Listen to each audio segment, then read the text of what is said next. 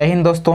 आज की इस वीडियो में हम लोग दो ठो बहुत ही इम्पोर्टेंट गुणनखंड करने वाले हैं। दोस्तों यहाँ पे पहला गुणनखंड है एक्स का cube minus 2x² minus x plus 2। दोस्तों आपको देखने में ये सवाल एकदम सिंपल लग रहा है और आप आसानी से कर भी लेंगे, लेकिन दूसरा सवाल सेम इसी तरीके का है लेकिन आप नहीं कर पाएंगे।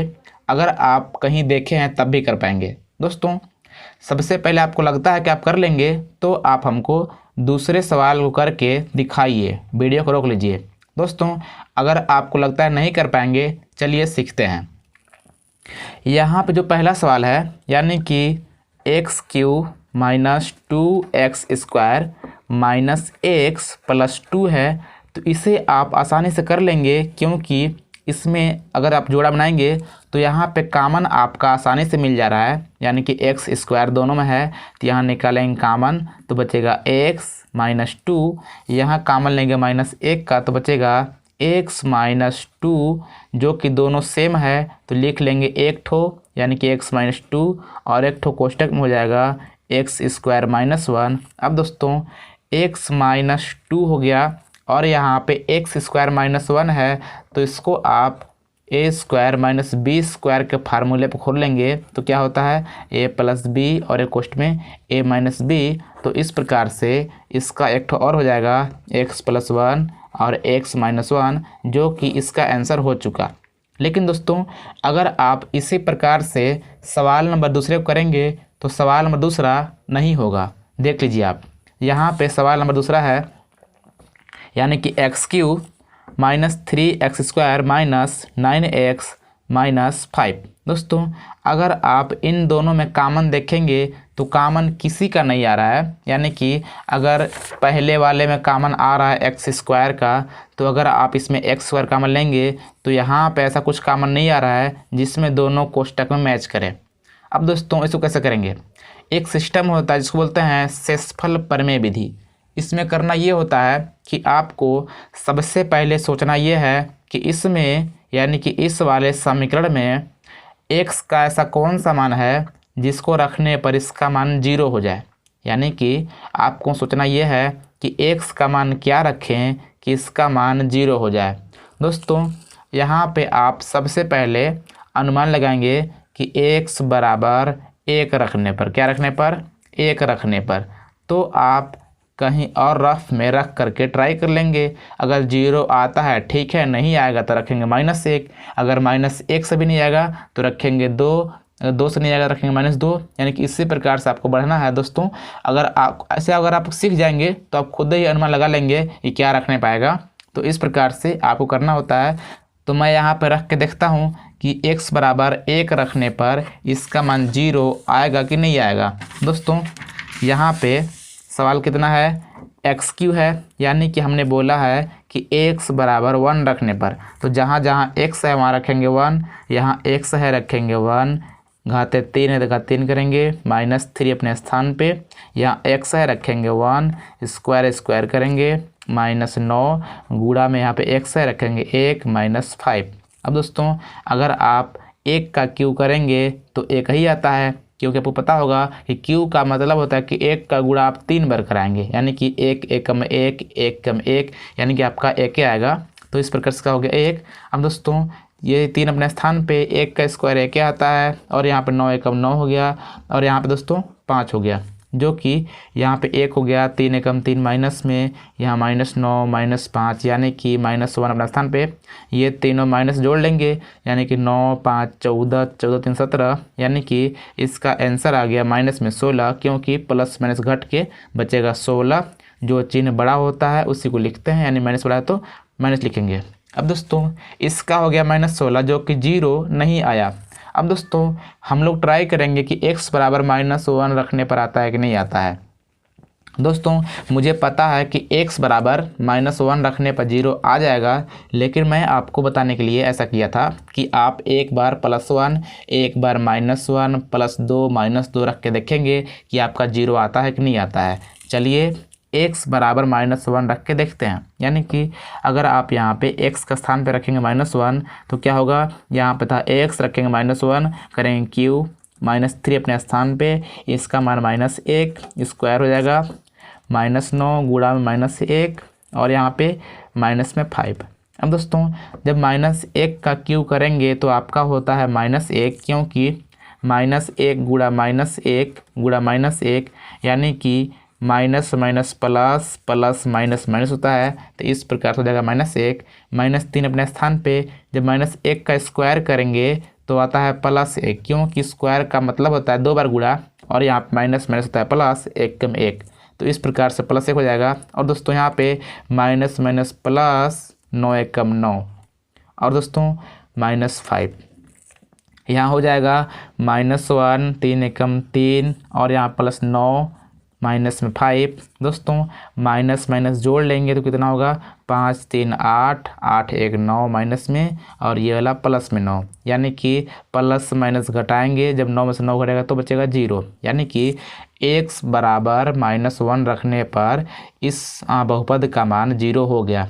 अब दोस्तों जैसे ही जिसका मान रखने पर 0 होता है, अब दोस्तों x बराबर -1 रखने पर 0 हुआ है, तो इस वाले 1 को लाएंगे इधर तो हो जाएगा +1, तो होगा दोस्तों x + 1, यानी कि अगर आप इस -1 को बराबर के इस साइड लाएंगे तो आपका हो जाएगा x + 1। अब दोस्तों ये वाला से आप भाग देंगे इसमें, यानी कि x + 1 से आपको इस वाले में भाग देना है। उम्मीद करता हूँ कि आपको भाग आती होगी, अगर नहीं भी आती है तो चलिए देख लीजिए। दोस्तों बहुपद है x³ - 3x² - 9x - 5, इसमें हम लोग को भाग देना है x + 1 से। अब दोस्तों सोचना ये होता है कि यहाँ पे x³ है और यहाँ पे x है, x में कितना से गुणा कराएं कि x³ हो जाए, तो आपको पता होगा कि x² से गुणा कराएंगे तो आपका x³ हो जाएगा। अब दोस्तों x² से कराने पर x³ होगा, तो इसका गुणा इन दोनों में कराते हैं तो हो जाएगा x³। जब x² गुणा करेगा 1 में तो हो जाएगा प्लस में x², क्योंकि दोस्तों दोनों प्लस हैं तो प्लस ही होगा। अब दोस्तों आपको पता होगा घटाते हैं, यानी कि घटाते हैं तो चिन्ह बदलते हैं, प्लस का माइनस, इस प्रकार से ये वाला कट जाएगा।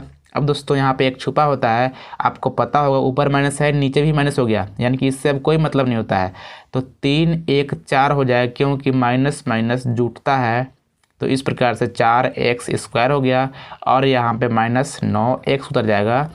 अब दोस्तों सोचना यह है कि यहाँ पे है x, यहाँ पे है माइनस में 4x², इसमें कितना से गुणा कराएं कि आपका माइनस में 4x² आना चाहिए। तो पहली बात तो ये है कि अगर यहाँ पे माइनस है तो गुणा कराएंगे माइनस से, और इसमें 4 नहीं है तो 4 से भी कराना पड़ेगा आपको, और यहाँ पे 1 ठो x है और इसमें x² है, यानी कि 2 ठो x कह लीजिए, तो इसका मतलब ये हो गया कि आपको 1 ठो x और चाहिए, तब ना आपका x गुणा जब x में होगा तो हो जाएगा x²। इस प्रकार से अब ये वाला गुणा करेगा दोनों में तो कितना होगा, माइनस में 4x², जब ये वाला गुणा करेगा इसमें तो 4 एकम 4 होगा, यानी कि 4 एकम 4x। अब दोस्तों चिन्ह बदलेंगे, यानी कि माइनस का प्लस, ये वाला कटेगा, 9 में घटेगा 4 तो बचेगा माइनस में 5x, क्योंकि माइनस संख्या बड़ा है। अब दोस्तों अगर यहाँ पे माइनस है नीचे प्लस है तो आपको पता होगा प्लस माइनस हमेशा घटती है, तो 9 में घटेगा 4 तो बचेगा 5x और ये वाला 5 अपने स्थान पे। अब दोस्तों यहाँ पे -5x, यहाँ पर है प्लस में x। सोचना यह है कि x में कितना से गुणा कराएं कि आपका होना चाहिए माइनस में 5x, तो कराएंगे -5 से, क्योंकि यहाँ प्लस है यहाँ माइनस आएगा, तब तो प्लस माइनस गुणा माइनस आएगा। तो इस प्रकार से अगर 5 गुणा करेगा x में तो हो जाएगा -5x, और जब 1 में गुणा करेगा हो जाएगा 5 एकम 5 माइनस में माइनस का प्लस, इस प्रकार से ये कट गया, यानी कि हम लोग का भागफल हो गया x² - 4x - 5। अब दोस्तों जैसे ही आपको भागफल मिल जाता है तो आप इसी भागफल का गुणनखंड करते हैं, यानी कि x² - 4x - 5। इसका गुणनखंड करने का रूल आपको पता होगा, यानी कि x² के गुणांक से ये वाला गुणा करता है तो हो जाएगा 5 एकम 5। अब दोस्तों सोचना ये होता है कि 5 का खंड ऐसा करें कि गुणा करें तो आना चाहिए 5, घटाएं तो आना चाहिए 4, तो कितना होता है 5 एकम 5, अगर 5 में घटाएंगे 1 तो बचेगा 4। तो इस प्रकार से क्या होता है, एक्स स्क्वायर प्लस में 5x माइनस होगा -5x प्लस में x -5, यानी कि यहाँ पे आपको संख्या मिला था 5 और 1, तो यहाँ पे 5 रखेंगे माइनस में और 1 को रखेंगे प्लस में, क्योंकि आपको पता है कि माइनस प्लस घटता है और दोस्तों चिन्ह उसका रहता है जो बड़ा है। तो यहाँ पे -4 बचेगा, जो कि हम लोग को -4 ही लाना था, यानी कि यहाँ जो रहेगा वही हम लोग को सेट करना है। अगर यहाँ पे प्लस होता तो हम लोग इसको प्लस रखते, इसको माइनस रखते, इससे क्या होता कि प्लस माइनस घट भी जाता और यहाँ पे जब 5 में घटता 1 तो बचता 4 और चिन्ह रहता प्लस का। लेकिन यहाँ था माइनस तो हमने माइनस रखा है 5 को। तो इस प्रकार से आप यहाँ बना लेंगे जोड़ा। अब दोस्तों दोनों में कॉमन है x का, तो हो जाएगा x -5। यहाँ पे कुछ भी कॉमन नहीं है, जहाँ कुछ भी कॉमन नहीं होता वहाँ पे 1 होता है। तो इस प्रकार से हो जाएगा x -5। अब दोस्तों ये दोनों मिल गया तो दोनों के बदले 1 ठो लिखेंगे, यानी x -5 और यहाँ पे 1 ठो कोष्टक में इसको और इसको लिख लेंगे, यानी कि x + 1। अब दोस्तों यहाँ पे जो सवाल में आया हुआ था x + 1, इसको भी हम लोग यहाँ पे जो आपका आंसर आया हुआ है उसमें आप लिख लेंगे, जो कि यहाँ पे जो आया हुआ है x + 1, इसमें आप उसको भी उतार लेंगे, क्योंकि दोस्तों यहाँ पे सवाल आपका है, कितना सवाल है आपका, यहाँ पे सवाल है x³ - 3x² - 9x - 5। दोस्तों ये जो बहुपद है त्रिघात बहुपद है। त्रिघात कहने का मतलब कि जो x पर सबसे अधिकतम घात होता है, तो यहाँ पे अधिकतम घात है 3, तो ये कहलाएगा त्रिघात बहुपद। अब दोस्तों अगर त्रिघात बहुपद है तो इसका गुणनखंड भी 3 ठो आएगा। अगर द्विघात गुणनखंड होता तो उसका गुणनखंड 2 ठो आता। जैसे कि हमने यहाँ पे जो भाग दिया था तो उसका भागफल कितना आया था, उसका भागफल आया था x² - 4x - 5, यानी कि ये वाला द्विघात बहुपद है। तो द्विघात था तो इसका गुणनखंड में भी 2 ही ठो खंड आया हुआ था, जो कि x - 5 x + 1। तो इस प्रकार से इसका 2 ठो था, लेकिन हम लोग गुणनखंड कर रहे हैं त्रिघात बहुपद का, तो 1 ठो जो हमने यहाँ पे निकाला था x + 1, इसको भी आप इसमें लिख लेंगे, जिससे आपका 3 ठो हो गया। जैसा कि हमने पहला सवाल किया था, जो कि पहला वाला बताया था हमने, तो उसका भी 3 ठो आया था, जो कि क्या हुआ था x² - 1 आया था, तो उसको हमने तोड़ा था ना x + 1 x - 1 में, तो उसमें भी 3 ठो हुआ था। तो आप याद रखिएगा कि अगर त्रिघात बहुपद है तो उसका गुणनखंड भी 3 ठो आएगा। तो इस प्रकार से हम लोग का आंसर।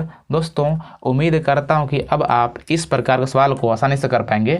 यदि ये वीडियो आपको पसंद आई हो तो इस वीडियो को प्लीज़ लाइक करके चैनल को सब्सक्राइब कर लीजिए और बेल आइकन प्रेस कर लीजिए, ताकि आपको ऐसी वीडियो आगे भी मिलती रहे। सो फ्रेंड्स मिलते हैं अगली वीडियो में, तब तक नमस्कार, जय हिंद।